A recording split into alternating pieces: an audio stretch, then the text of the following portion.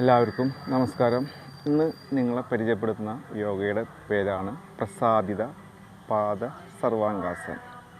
ഇത് സ്ഥിരമായി അനുഷ്ഠിക്കുകയാണെങ്കിൽ നമ്മളിൽ ഉണ്ടാകുന്ന ബ്ലഡ് പ്രഷറിൻ്റെ അളവ് കുറച്ച് കൊണ്ടുവരികയും അതുപോലെ തന്നെ ഇത് വരാതിരിക്കുകയും ചെയ്യുന്ന യോഗയാണ്.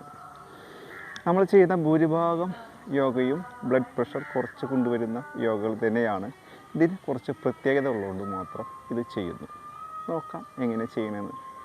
ഇതിനായി വിരിപ്പിൽ നീണ്ടു നിവർന്ന് മലർന്ന് കിടക്കണം. കൈകൾ രണ്ടും ഇരു സൈഡിൽ നന്നായി പ്രസ് ചെയ്ത് വെച്ച് കാലുകൾ രണ്ടും ശ്വാസമുള്ളിലേക്ക് എടുത്ത് ഉയർത്താം. ഈ ലെവലിൽ നിന്ന് ഇനി നമ്മൾ സർവാംഗാസനത്തിലേക്ക് വരണം. കൈകൾ രണ്ടും പൃഷ്ഠഭാഗത്തിൻ്റെ അടിയിൽ വെച്ച് സർവാംഗാസനത്തിൽ നിൽക്കാം.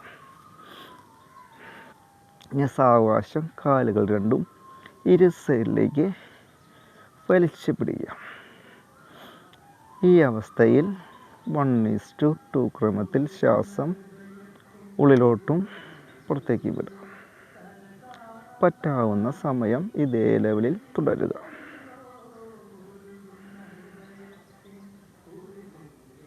കുറച്ച് സമയത്തിന് ശേഷം കാലുകൾ പഴയ അവസ്ഥയിലേക്ക് കൊണ്ടുവരാം. സാവകാശം വിശ്രമിക്കാം.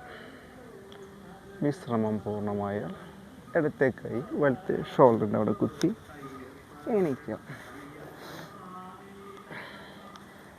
ഇങ്ങനെ ചെയ്യുമ്പോൾ നമ്മളുടെ ഇടുപ്പിന് ചലനം സംഭവിക്കുമ്പോൾ ഉദ്ദീപിക്കപ്പെടുന്ന കുണ്ഡലിനി ശക്തി നമ്മൾക്ക് ആത്മീയമായ ഒരു ചിന്ത ഉടലെടുക്കും. അതായത് നമ്മളുടെ മനസ്സിനെ നിർമ്മലമാക്കുന്ന ഒരു യോഗയാണ്